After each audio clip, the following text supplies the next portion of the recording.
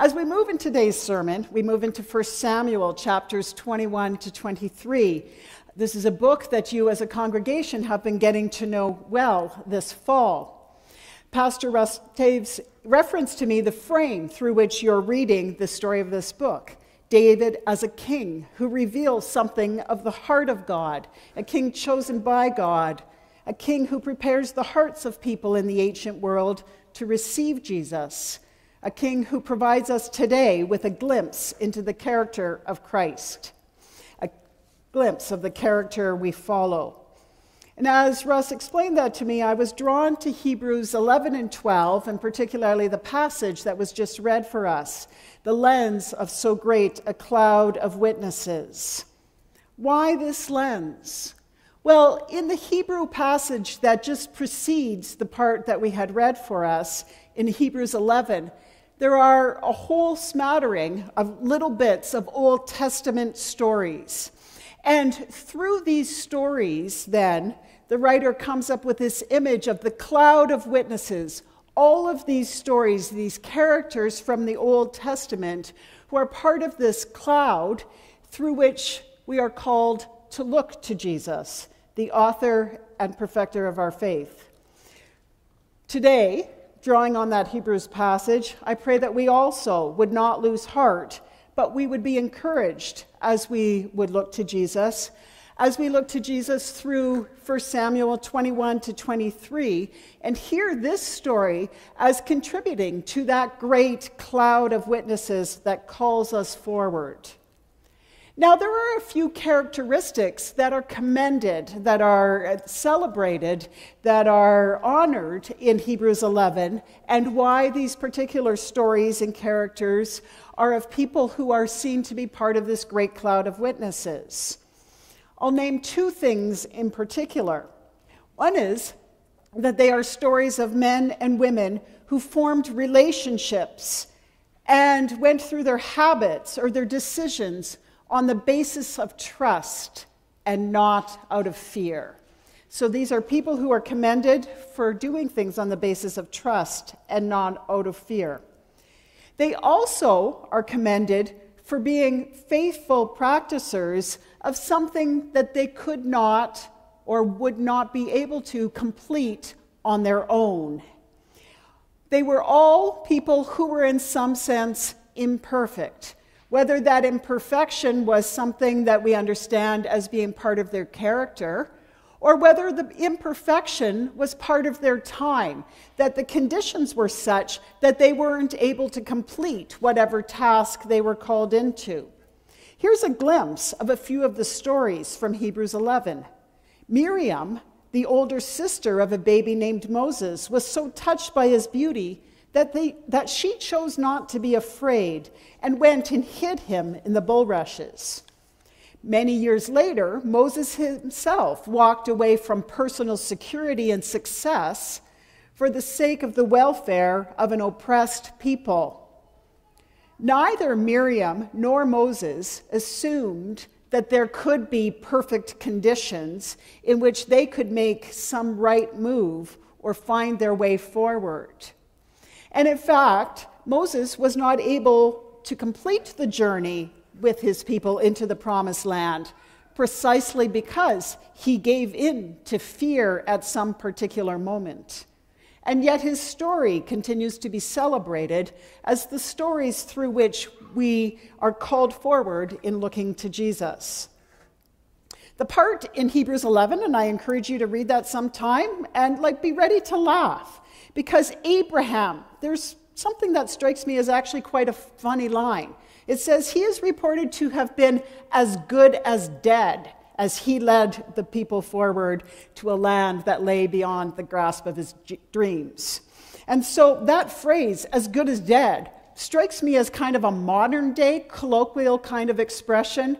And yet, usually, even 20th century, 21st century Bible translators don't give in to sort of modern day colloquialisms. There may even have been a touch of that kind of humor in some earlier versions of that. So in any case, today we are looking then to 1 Samuel 21 to 23, as it is also a passage that nourishes us, our hearts and minds, to see Jesus in the incomplete stories of characters who nevertheless carry yearning for God's heart in what they are doing and make decisions and form actions on basis of trust and not out of fear. So let's move then into 1 Samuel, and I'm going to be reciting parts of this passage. I'll also be commenting on it along the way and finding some gems through which we are looking to Jesus in this character. We pick up after the school of brokenness you heard about last week with that amazing renewal of covenant between Jonathan and David, a story that I would say is part of the cloud of witnesses that keeps raining down a depth of loyal friendship through the ages, a story of trust between friends at great risk, courage and love across estranged family lines. So today's story begins with David recognizing from what Jonathan had been honest with him that his life was in danger, a place where David is fleeing. And at this point, David comes to Nob and to the priest Ahimelech. Ahimelech came trembling to meet David and said to him, "Why are you alone, and why no one with you?" And David said to the priest Ahimelech, "The king has charged me with a matter and said to me, 'No one must know anything of the matter about which I send you and with which I have charged you. I have made an appointment with the young men for such and such a place.'" Wait, such and such a place? Really? Did David honestly think that Ahimelech would believe the story that the king had charged him with an undercover mission with lines like "such and such a place"? Doesn't that sound like he was desperately making the story up as he went along and scrambling, not quite able to keep up with the details? And that the priest was trembling. Isn't this already a sign of something awry? That some sort of danger was lurking? That the priest feared association with David? Yet, David had enough courage and the wit to keep going. And Ahimelech had the courage and the trust to keep listening. So the story continues. "Now then," David said, "what have you at hand? Give me 5 loaves of bread, or whatever is here." The priest answered David, "I have no ordinary bread at hand, only holy bread, provided that the young men have kept themselves from women." David answered the priest, "Indeed, women have been kept from us as always when I go on an expedition. The vessels of the young men are holy, even when it is a common journey. How much more today will their vessels be holy?" So the priest gave him the holy bread, for there was no bread there except the bread of the presence, which is removed from before the Lord to be replaced by hot bread on the day it is taken away. Now a certain man of the servants of Saul was there that day, detained before the Lord. His name was Doeg, the Edomite, the chief of Saul's shepherds. David said to Ahimelech, "Is there no spear or sword here with you? I did not bring my sword or my weapons with me because the king's business required haste." The priest said, "The sword of Goliath the Philistine, whom you killed in the valley of Elah, is here wrapped in a cloth behind the ephod. If you will take that, take it, for there is none here except that one." David said, "There is none like it. Give it to me." Wait, first of all, if you were writing a short story, would you have thrown that line in about verse 7 about Doeg the Edomite? It's sort of the story's going along, and then we told this Doeg guy is there, and then we go back to the story. And it's like, so, what do we know about this guy? Nothing. Let's hold that thought. Might matter in the end. Right here, though, we got to wonder as the story unfolds, is David getting in deeper? Saying he didn't bring a weapon along when he's asked for this sword strikes me as being like, "Oh, I came to class and I forgot my pencil." just sort of along that line. Not quite a believable thing, except for someone who's not really paying attention. So to say, oh, I was on such haste, it's like a kid showing up at school. Oh, my mother said there were such important things to learn in school today that I didn't bring my pencil because I just had to run off to school. What teacher's going to believe that line? So in any case, there's some incompleteness going on that we might get a sense of. And yet I wonder, is it in that incompleteness that we're drawn in, that the story has things to teach us, ways of looking to Jesus that will move beyond what we anticipate, what we already think we understand? So you see, we need to ask the question at this point, are David's words double meaning? Duplicitous in some way? Is he speaking words that are both truth and false, depending on how you look at them? How could they be true that the king has sent him on a mission? Well, by this point, David has already been anointed as king. He's not formally king, but he's been anointed as king.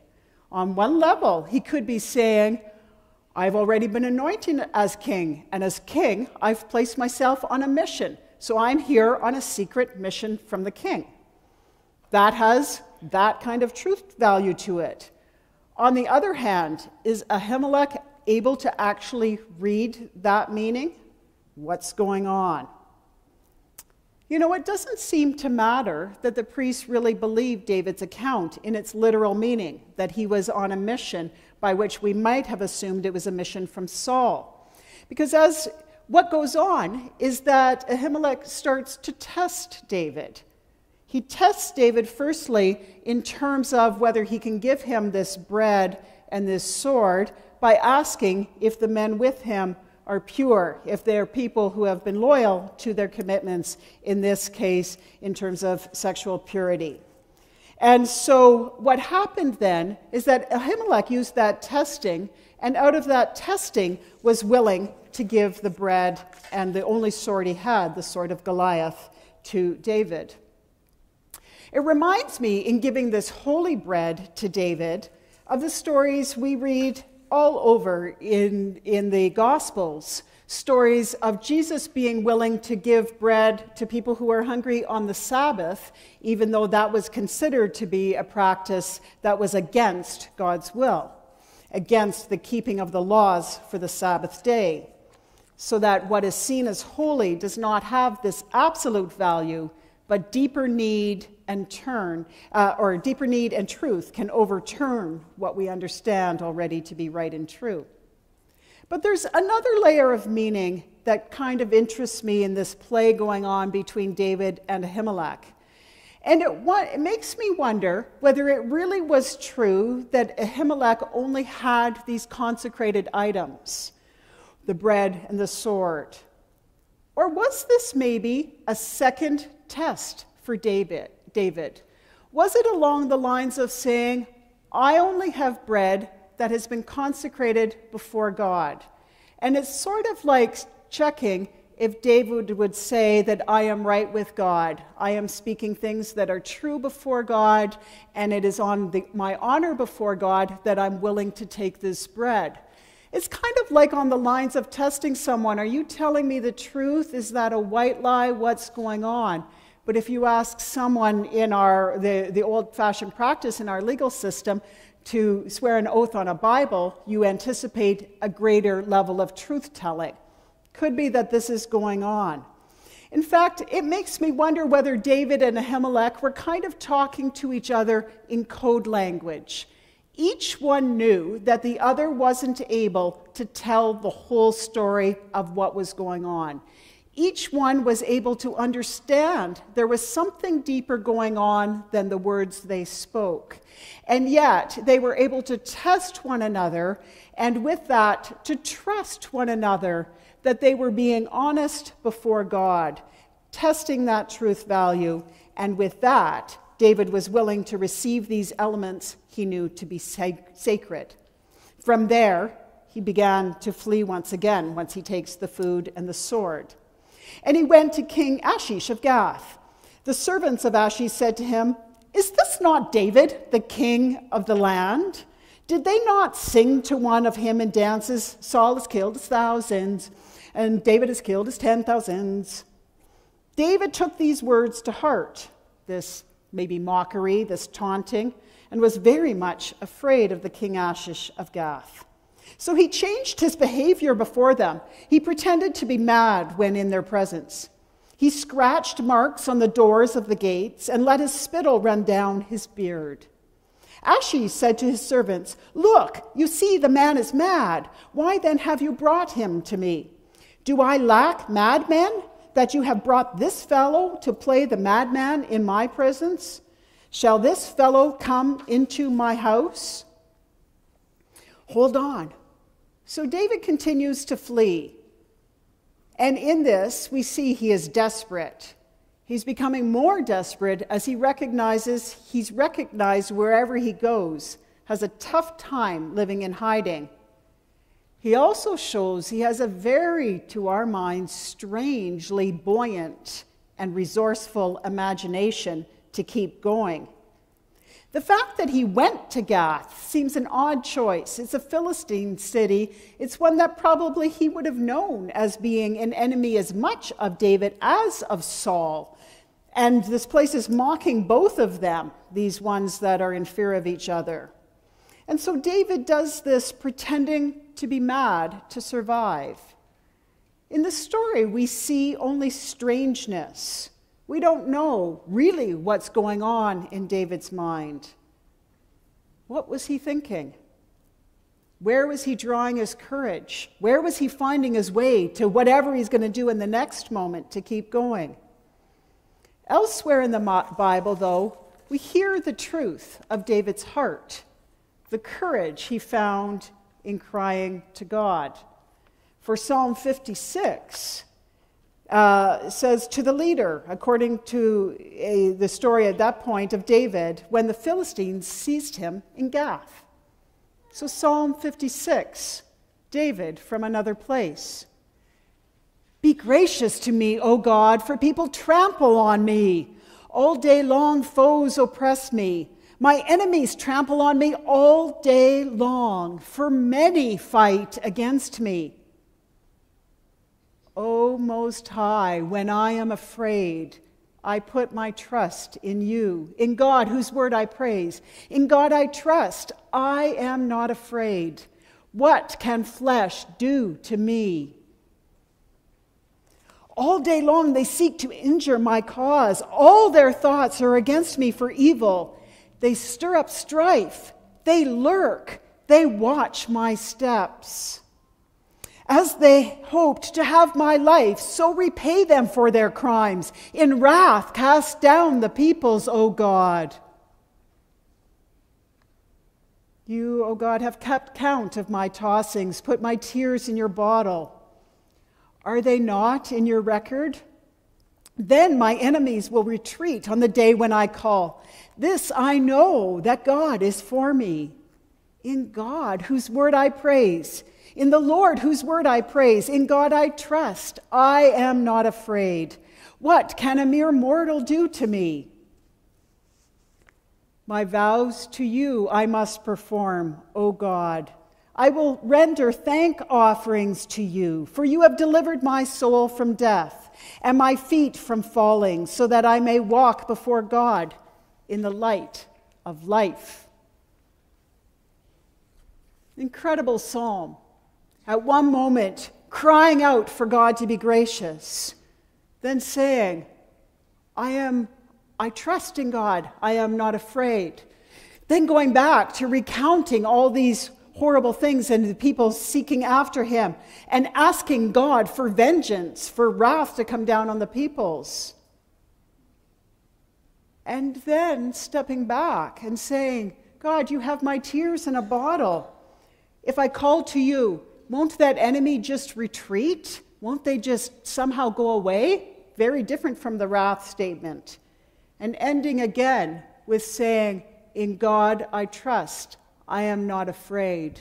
One of those beautiful statements in the Bible that allows our expression, our performance, what we say, what our utterances are, to be true first. And then slowly we believe what we say, that we actually learn to embody it. Well, in any case, after that psalm and after Gath, David went off and he kept fleeing to different places, to Adullam and so on. And this is where we find that more people started gathering with him.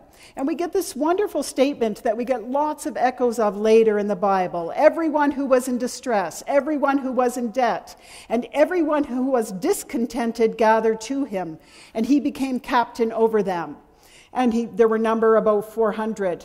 And so we've got this place where this inauspicious crowd, this crowd kind of like those invited to come to the wedding banquet, those crowd kind of like the last shall be first and the first, many of the first shall be last, coming and joining in with David, founding a new order. We also see David in this point taking care of those entrusted to him, like his parents. We also find a prophet, a priest, and David who's been anointed king working together. A sense that the religious and the political people don't come from the same starting place and yet find ways to actually collectively work together. Goes and hides in tombs, things like this, wilderness expressions are part of what this life is. Now, what happens from this wilderness expression, this place, this cave where David really finds that wilderness, not only the real threat and risk of death, but also a sense of courage and nourishment by facing that fear and again, increasing his trust. Saul then finds out that David is fleeing, and he goes and tries to follow after him. And what we find as the passage goes on, that Saul's trying to call out to various people to come with him, to actually go chase David. And more of the people who had been Saul's servants are not willing anymore to work with him, but rather refusing Saul. And so he's becoming increasingly desperate. Now, Doeg, the Edomite, shows up again here, and he's the one that says, oh yeah, I'll take your case, and he actually goes and kills all the priests with Ahimelech. It's a most disturbing part of this story. From there, though, what we realize is David is confronted with this sense that all of these priests from whom he got the bread, the people who blessed him and trust him, that they were killed. And what was remarkable in how David responds there is he says, this was my doing. I am responsible for the lives of all those in that house. And so there's a certain sense that David, as much as he's just sort of frantically making up stories and finding his way along, is also someone in a moment with confronting, doesn't hide away from it, but takes responsibility and says, I am the one that was responsible. There's also one other thing about Doeg being the one who was willing to do this killing. Doeg actually means worry. It was giving in to worry. It was not trusting, not being willing to trust God that became the complexity, and that became not only a complexity, but actually came to the point of these people losing their lives. From there, David continues to flee, and he moves to Keilah. And what's remarkable at Keilah is a place where David, again, cries out to God, what is going on? Is Saul actually trying to come after me? And David keeps asking God what I should do. On one hand, it might sound like he's second-guessing God's intention. On the other hand, he is showing care to make sure his own ambition is out of the way, that he is listening for God. What happens from there is not a tragic story like the priests of Ahimelech, but rather at Keilah, Saul actually retreated before he became and killed them, and realized that Saul was getting out of his hands. As you read through chapter 23, and I'd encourage you to be doing that as well, pay attention to how often the word hand appears. And it often comes up as if God not giving David into Saul's hands. And this is drawing on other parts in this passage where we've heard about hands. David's hands were filled with the bread. Hands becomes a very important symbol here of receiving the grace of God or of God's goodness being torn away from someone who is not trusting in God. And so what we have at the end of this passage is that all of these symbols of what's coming into the hands, bread, the sword, the people, trust, being gathered into David's hands. And so with that trust is the ways that we are also encouraged to be looking to Jesus as ways of finding that as God blesses into our hands and we continue to ask of God where that leading is, that God is answering that prayer. We end this passage with a blessing with David coming on Engedi, something of a spring, something of oasis in the desert.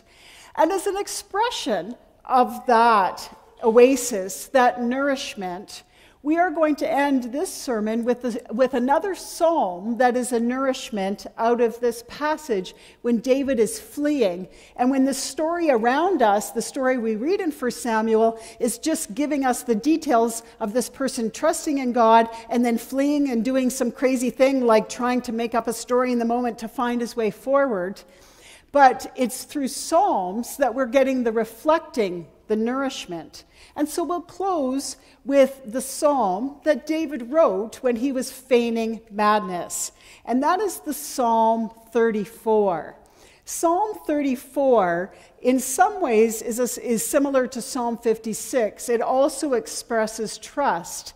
And yet in Psalm 34, trusting God, we don't get near the level of call for vengeance or desperation on David's part, but rather much more a sense that he is releasing himself into God's hands, and with that, God's trust is being given to him. Now, one of the most incredible lines about Psalm 34 is verse 8, and that's the expression, taste and see that God is good. Taste and see the goodness of the Lord. Happy are those who take refuge in him.